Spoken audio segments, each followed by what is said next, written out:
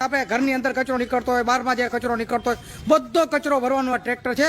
તો આ ટ્રેક્ટરની અંદર અત્યારે જે આપણે આરોગ્ય, જે આપણે ખાતા હોઈએ, જમતા હોઈએ અને હોશે હોશે ખાતા હોય, બાળકોને ખવડાવતા હોય, પનીર ભુરજી, પનીર ટીકા, પનીર મસાલા, તે શાક, તે ભંગાર, તે આ કચરાના ટ્રેક્ટરમાં ભરવામાં આવી રહ્યું છે.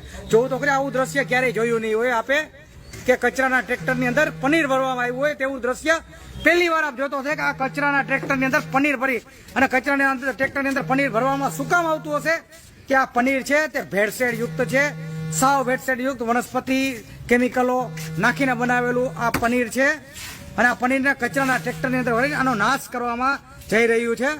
તો જોઈ શકો છો આપ, એટલે આટલી હદે ભેળસેળ યુક્ત ખોરાક અને આ લોકો બધા જે અત્યારે આ ભેળસેળ કરે છે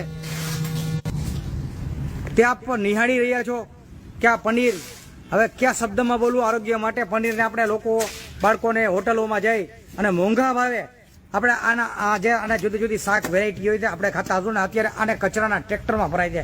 કે નહીતર જો અત્યારે આ રેડ ન પડી ન હોત તો કોઈક હોટલમાં તમે આને શાક તરીકે, જુદા જુદા શાક તરીકે જુદી જુદી વેરાયટીમાં જમતા હોત અથવા પનીરમાં, શાકમાં, રોટલીમાં, બ્રેડમાં જુદા જુદા જગ્યાએ આનો ઉપયોગ થતો હોત.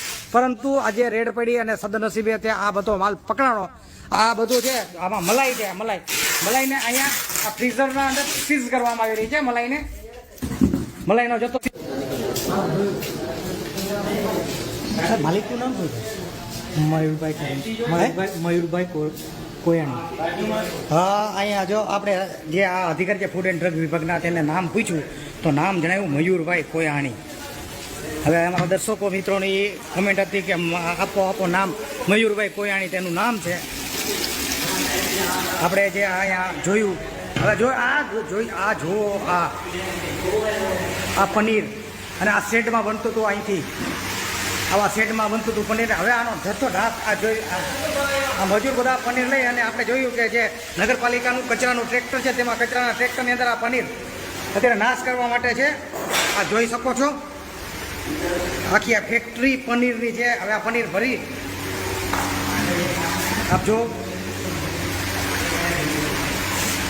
આ બધું નકલી બનાવવાના પનીર અને આપ જોઈ શકો આમ નાશ કરવા માટે અહીંથી લઈ જાય છે.